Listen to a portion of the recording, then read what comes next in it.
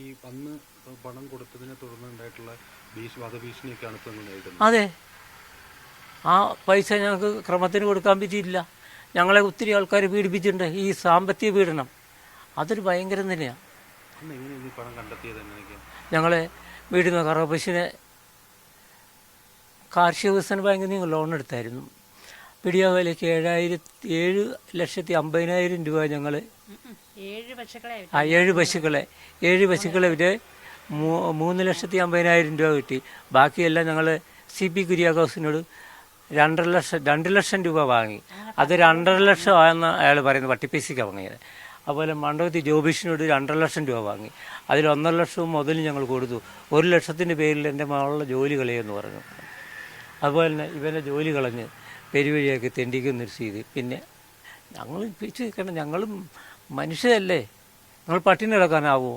തൊഴിൽ പട്ടിണിയായി പോലെ.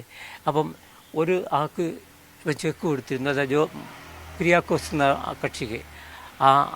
അപ്പം ഇവൻ ആത്മഹത്യ 2 പ്രാവശ്യം ശ്രമിച്ചു. 2 പ്രാവശ്യം ഞങ്ങൾ വേദനയോടുകൂടി ഞങ്ങൾ അവനെ രക്ഷപ്പെടുത്തി കഴിഞ്ഞപ്പം ഒത്തിരി ആൾക്കാർ ഇവിടെ വന്നുപോയി. പിറ്റേന്ന് ഓരോ സാർ ഇവിടെ എത്തിയിരുന്നു. എല്ലാ പ്രശ്നങ്ങളും പറഞ്ഞു തീർക്കാം, കുഴപ്പമൊന്നുമില്ല, എന്തെങ്കിലും ആവശ്യം ആരെങ്കിലും ഭീഷണിപ്പെടുത്തി അങ്ങോട്ട് വന്ന് പറഞ്ഞാൽ മതിയെന്ന്. ജോമറ്റും പറയാതിരിക്കാമെന്നില്ല, ജോമറ്റ് പഴുക്കാലയും കൂടെ വന്ന് ഇവനെ ഒരു മനസ്സൊന്ന് ക്ലിയർ ആകാനുള്ള സമരം തരാതെ കണ്ട് ഇവനെഴുതിയ എഗ്രിമെൻ്റ് പേപ്പറും അതിൻ്റെ ഡ്യൂപ്ലിക്കേറ്റ് സാധനം വഴി പൗലോ സാറിൻ്റെ വീട്ടിൽ വെച്ചു. എന്നിട്ട് അയാൾ സംരക്ഷണം പൂർണ്ണം, ഇതെനി സാധനമൊന്നും ഭയപ്പെടണ്ട, എല്ലാ കാര്യവും ഞാൻ ഏറ്റിട്ടുണ്ട് എന്ന് പറഞ്ഞു.